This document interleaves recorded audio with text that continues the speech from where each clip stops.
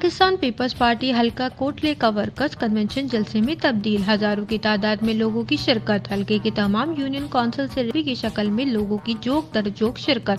جلسے میں کوٹلے سے خواتین کی بڑی تعداد نے شرکت کی۔ جلسہ گاہ میں مہمانوں کی آمد پر شاندار استقبال کیا گیا، مہمانوں کو بگی میں بٹھا کر جلسہ گاہ لایا گیا۔ جلسے میں پی ایس ایف کے نوجوان متحرک رہے۔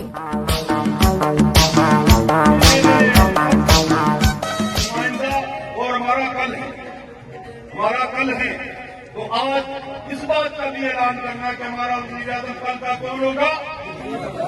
بھارت بولے کل کا وزیر اعظم کون ہوگا؟